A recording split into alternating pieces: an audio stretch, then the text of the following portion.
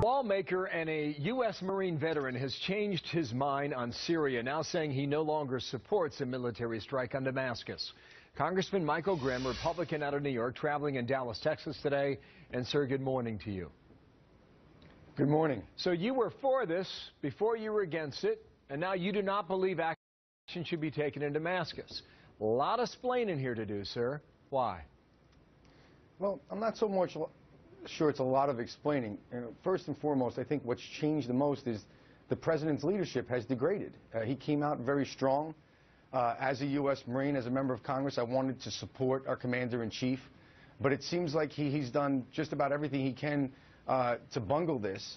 And I really have lost faith in his ability as the commander-in-chief to handle this crisis in Syria. What was it? Was there one moment, or you were about to say several things? It's a combination. Go. Yeah, it's a combination of things. First and foremost, when I first came out for the support, I said there were two concerns that I had that the president had to deal with. Number one was the timing issue.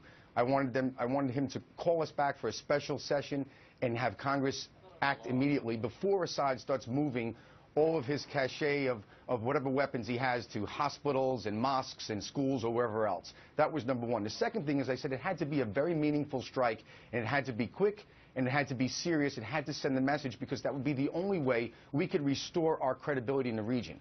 I believe two things. Number one, the window to restore our credibility has already closed. The other thing is I don't believe the president has the resolve to make this a meaningful enough strike to really send a message not only to Assad, but to our enemies in Iran as well. And I think when he stepped back from his red line comment, it was a sign and a symbol to the American people that he is not keeping the leadership role as the commander-in-chief that he was playing initially, and that he himself is losing his resolve.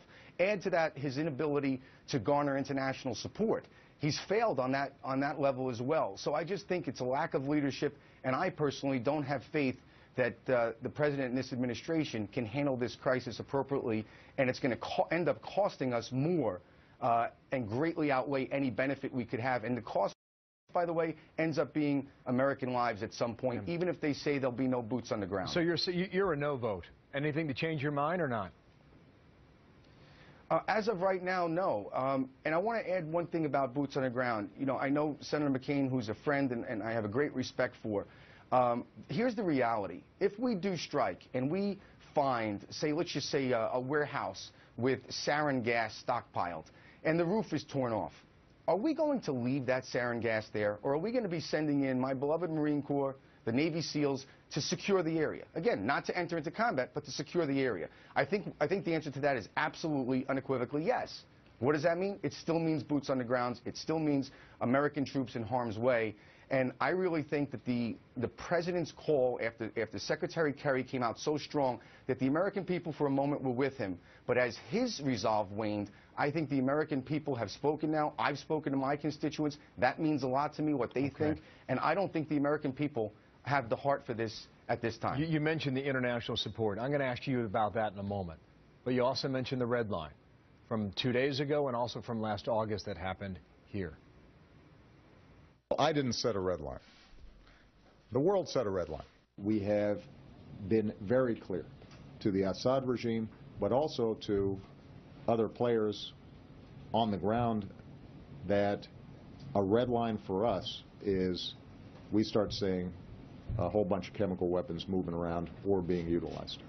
That would change my calculus. That would change my equation. So hearing those comments changed your mind.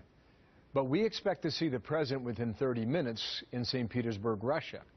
If he comes out publicly and has the support of 10 world leaders behind him, does that change things? Well, again, I think it's a contributing factor that we have to constantly evaluate the situation. But you also have to add the unknowns here. We don't know now who is on the ground, who's involved with the rebels, how many al-Qaeda groups, Hezbollah, I mean, we can go on and on, that there's the level of danger of getting involved now has increased, I think, over the last 72 hours at best.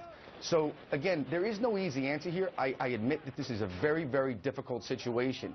But I think the president has made it more difficult than it needed to be. And I think he's put us in a very difficult situation, and now is really passing the buck to the Congress.